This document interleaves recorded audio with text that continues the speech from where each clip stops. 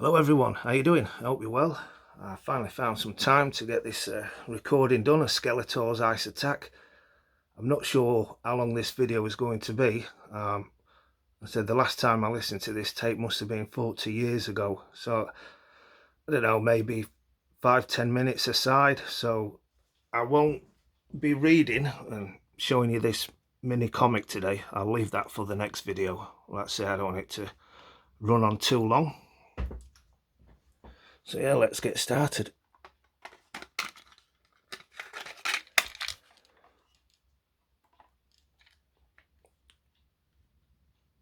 Skeletors Ice Attack, 1984. Let's go.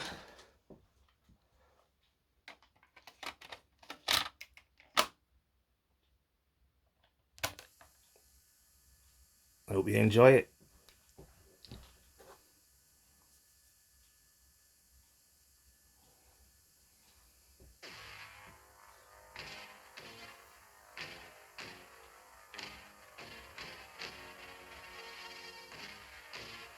You might have to turn your volume up.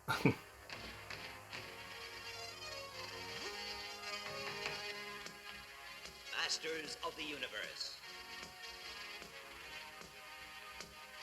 Skeletors Ice Attack.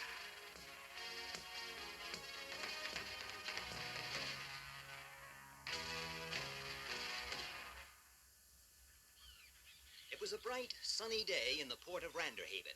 Flags waved in the sea breeze, and crowds lined the quayside to cheer as King Randor and Queen Marlena prepared to embark in the royal ship Sea Eagle. Their son, Prince Adam, was with them, and also his childhood friend, Tila. The royal family stepped into the royal hover barge and were swiftly ferried across the harbor. With a beating of drums and fanfares of trumpets, they went aboard Sea Eagle. The king and queen and even Tila greeted the captain with proper dignity. But King Randor frowned at Prince Adam, who was too excited at the thought of the summer holiday in the Golden Isle. He laughed and shouted and waved to the sailors and the crowd on shore, who waved and shouted back. No one suspected that the happy-go-lucky prince was also He-Man, mightiest man in the universe. The decks of the Sea Eagle bustled with activity as the crew prepared for sea. Baggage was taken below. The passengers were shown to their cabins. The royal hover barge returned to shore. No one noticed a sinister shape lurking in the shadows close to the hull of Sea Eagle. It was part human, but covered in scales. One of the sea people, a servant of Merman, lord of the sea. His head above water, the evil creature strained his ears as the crew spoke amongst themselves. Looks like being a good voyage. Yes, I always enjoy the trip to the Golden Isles. I hope the weather stays calm for His Majesty and family. Right. Now let's get this gear stowed. We sail with the tide. Even before Sea Eagle had weighed anchor, or before the officers on the bridge had set the electronic sail controls, the spy was already speeding underwater towards the caverns of the Sea People. Far below the surface, Merman sat in the dim green light of his underwater lair. He wanted power, but to gain power, he needed to find favor with his master, Skeletor, Lord of Destruction. Suddenly, there was a commotion outside. Two guards came in, escorting a panting sea creature. He threw himself at Merman's feet. Master, He gasped. your enemies have set sail in a ship. Their course is towards the Golden Isles. Merman jumped to his feet. Alone on the sea. They are at my mercy. This must be reported to my lord Skeletor immediately. Within seconds, word came back from the Lord of Destruction. Capture the royal family of Eternia and hold them to ransom. And this time, don't bungle it in your usual way. Quickly, Merman issued his orders. Then, on a giant monitor screen, he watched as the Sea Eagle sped across the surface of the sea, the hull just above the waves. Merman pointed to a chart carved on the rock wall of the cavern. By nightfall, the ship will have reached this point. That is where I shall set my trap. Through the slimy caverns and passages of the undersea world, the Sea People hurried to the assembly point. Each was armed with a zero-energy projector. At a command from Merman, the outer gates of his fortress were thrown open. In a shimmering column of scaly bodies, his people glided swiftly through the green depths to intercept Sea Eagle and her royal passengers. The sun had set below the horizon when Merman halted his people. Rising carefully just above the water, he scanned the surface of the sea. In the last of the light, he could just make out the gleam of sails as the royal ship sailed straight into Merman's trap.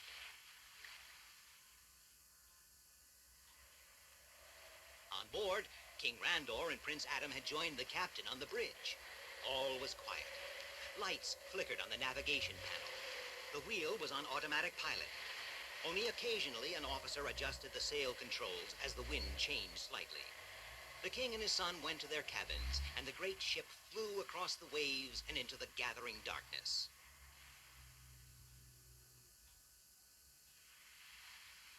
Merman took one last look. Then he gave the command.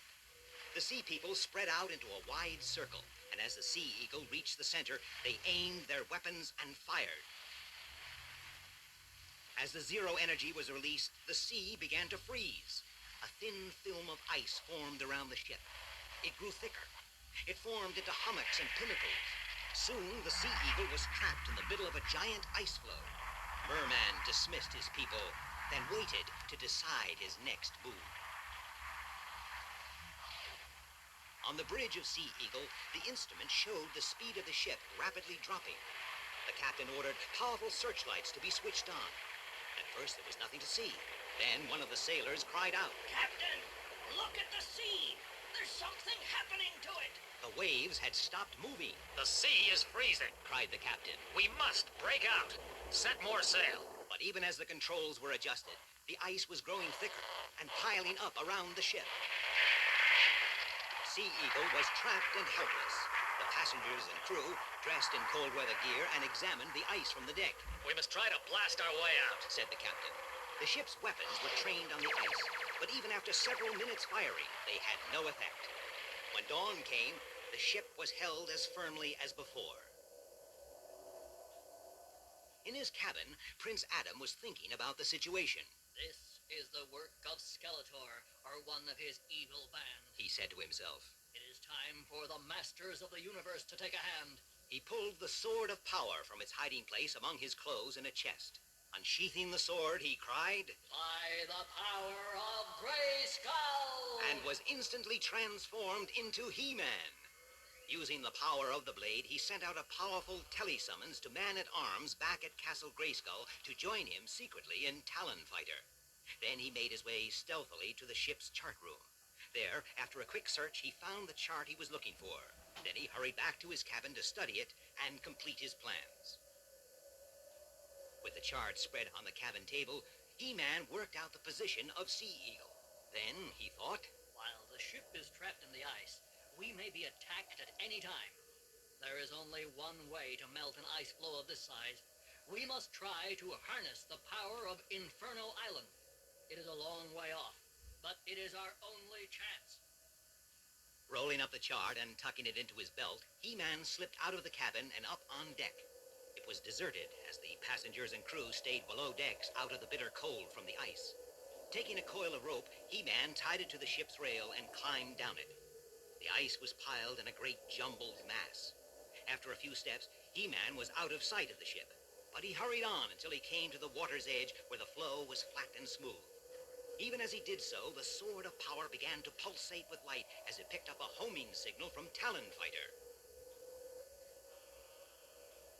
Hidden among the ice hummocks, He-Man watched for the first sign of Talon Fighter.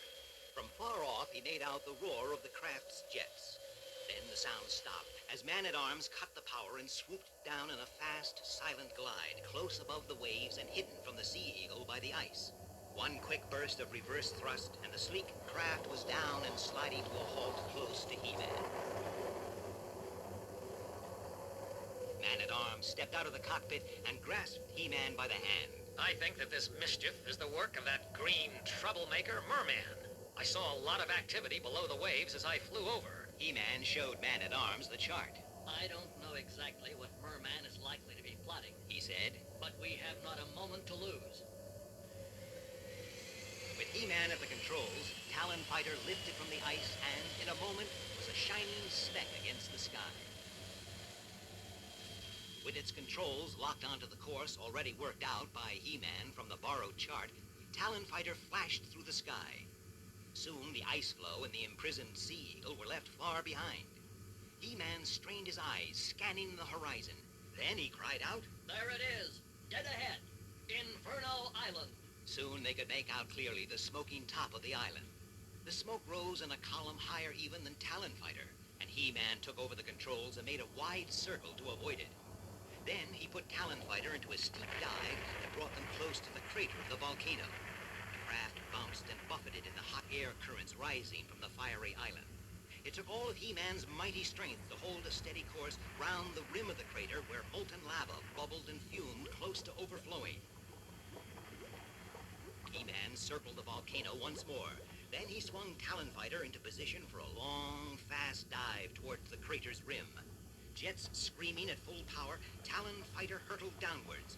Then He-Man pressed the firing controls on the laser cannons. White-hot streaks of energy leapt from the muzzles and fragments of rock flew into the air. The rim of the crater crumbled and collapsed. As He-Man pulled his craft up and away in a tight turn, the whole side of the volcano collapsed. Molten lava rolled in a burning river across the island. When it reached the sea, the water boiled with great clouds of steam. Swiftly, the boiling water moved out from the island. The current of the steaming water was already traveling in the direction of Sea Eagle. Once there, it would melt the ice and the ship would be free.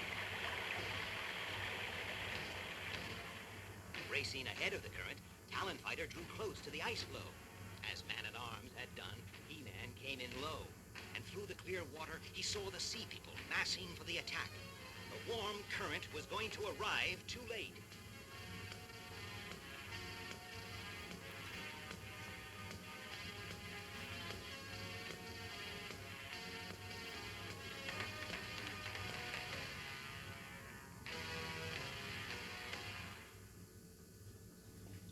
Right, congratulations if you made it this far. I'm guessing that's the end of the first half. Yeah. Let's go.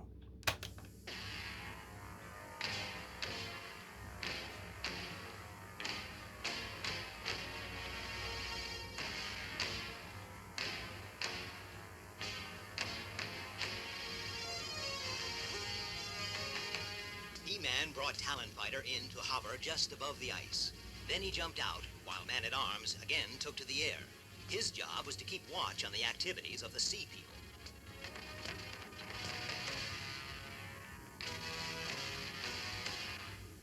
Boarding the ship in the same way as he had left it, He-Man hurried to find Teela and explained what he and Man-at-Arms had been doing. As the warrior goddess, her powers were almost equal to his own, and he wanted her help. The warm sea current is moving too slowly. He explained. We must go to meet it. While Merman has at his command great numbers of the creatures of the sea, there are many of whom he is not master. The warm-blooded sea dwellers count him as their enemy. Perhaps they will come to our aid. Will you try? Yes. Replied Teela. If I can reach enough of them by thought energy, they will do as I ask. Following He-Man, Teela climbed down onto the ice. They looked for a high place and found an ice pinnacle. He-Man helped Teela to stand on top of it. Then she raised her cobra scepter above her head. As her thought energy flowed into it, the eyes began to pulse with power. Soon the eyes of the scepter glowed steadily and brightly. Teela closed her eyes and began to transmit a silent message by the power of her mind. I, Teela, warrior goddess, summon you who have warm blood by command of the Lord He-Man. He-Man scanned the waves, but nothing moved. Again, Teela sent out her message. And again. Then, far off, there appeared a puff of vapor above the waves. Then another, and another. A school of whales was approaching. A herd of walruses suddenly surfaced close to the ice. Dolphins came leaping over the crests of the waves, and a school of porpoises followed quickly. More and more whales, walruses, dolphins, porpoises, and a huge herd of seals joined them. In her mind, Teela heard their thoughts. Command us, Teela. We are here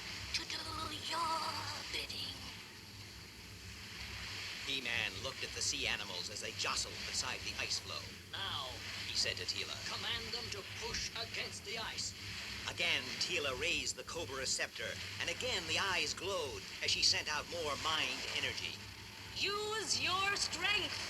Push against the ice. With a great threshing of tails, fins, and flippers, the whales, walruses, dolphins, porpoises, and seals pushed hard. At first, nothing happened. Then, slowly, the great ice floe began to move. It gathered speed, heading steadily for the warm current flowing from Inferno Island. Again, He-Man scanned the surface of the sea for any sign of Merman, but the sea people were keeping out of sight because Man-at-Arms was circling above. There was nothing more that He-Man and Tila could do for the moment. He-Man said, You go back to the ship. I will get Man-at-Arms to pick me up. he waited until she had gone, then changed into Prince Adam once more and made his way, unseen, back to the ship as well.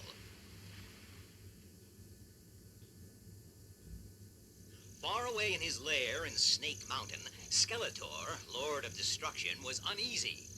He decided to spy on his underlings and activated his spy scan monitor. All seemed well. Then he tuned in to Merman. At first, it looked as though Merman was winning the day. On the screen, Sea Eagle appeared trapped in the ice. Below the surface of the sea was Merman, surrounded by his warriors. But when Skeletor looked again, he saw that the ice floe in which Sea Eagle was trapped was itself moving, away from the undersea army.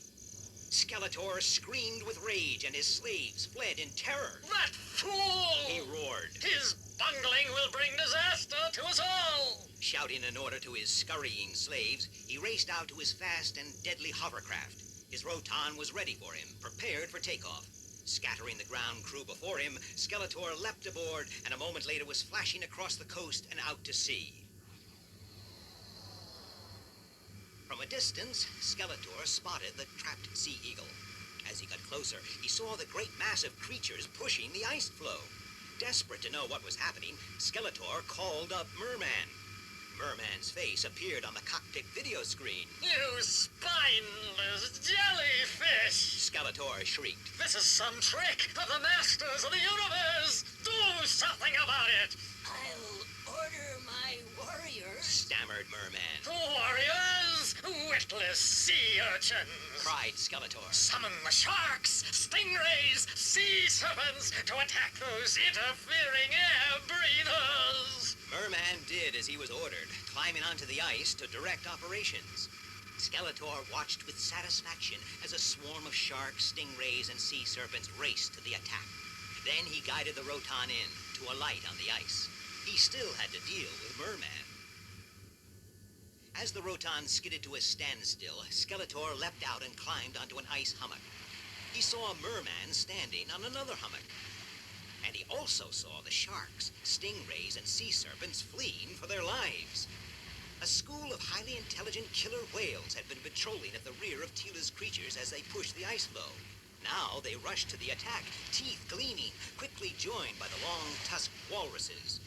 Merman shouted after them in rage. Cowards, come back! And he fired shots from his energy weapon into the waves, but could not stop the retreat. Beside himself with rage, Skeletor aimed a shot at Merman, but it went wide as his foot slipped. The ice was melting. The floe was breaking up. Merman fired blasts of ice pellets, and so the two evil creatures battled it out on the wet, slippery ice, ducking and dodging among the crumbling hummocks. At the sound of battle, the passengers and crew of Sea Eagle rushed on deck. Already they could feel the air becoming milder as the ice melted. They saw Merman fire once again at Skeletor. Merman slipped on the ice. He sprawled full length and his weapon flew from his hand.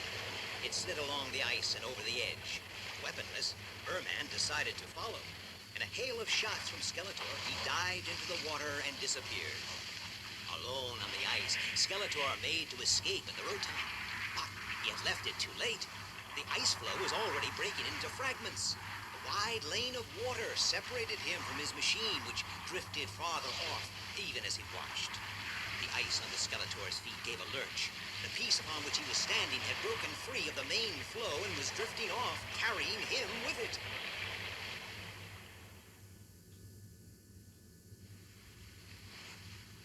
Standing by the ship's rail, Prince Adam and Tila watched Skeletor's plight. I feel almost sorry for him. Said Tila.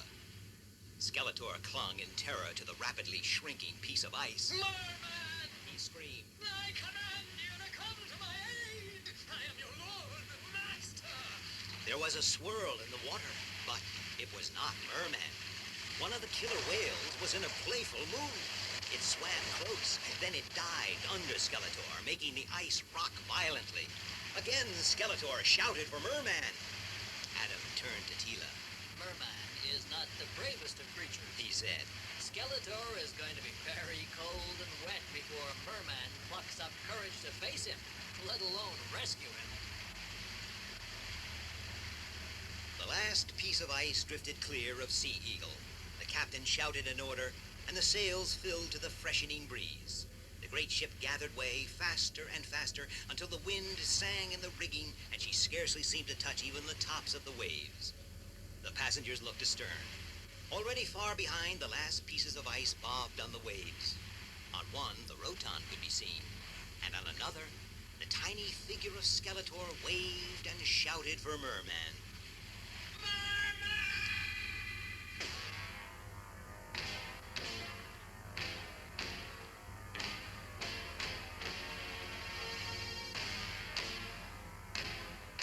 But Adam, with Tila by his side, was looking at the sky, and in the distance he could see a silvery streak against the blue. It was the Talon fighter returning to Castle Grayskull with man-at-arms. The masters of the universe had triumphed once again.